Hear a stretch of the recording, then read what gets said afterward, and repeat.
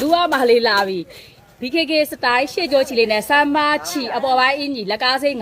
9900ကျပ်တန်နော်ဆိုတော့ပြပေးမယ်ဒါလေးကအကုန်မြန်တယ်နော်မြန်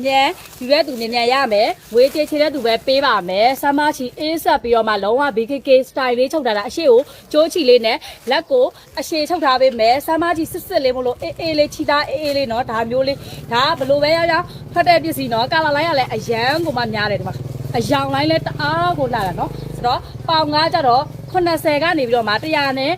50ဝန်းကျင်လောက်ထိဝှလို့ရပါတယ်9တဲ့တစ်စီးယူပေးရပါမယ်အနည်းဆုံး9တဲ့တစ်စီးယူပေးရပါမယ်ကာလာမျှထည့်ပေးပါမယ်9000နဲ့900ကျပ်ဒါလေးကဘယ်လောက်ကျော်တောင်းကျော်တန်ပစ္စည်းကိုနော်9900ကျပ်နဲ့ကိုရုံကကိုထုတ်တာပါစမ်းမချီအသားအေးလေးပါဆိုတော့ဒီမှာကာလာလိုင်းတွေက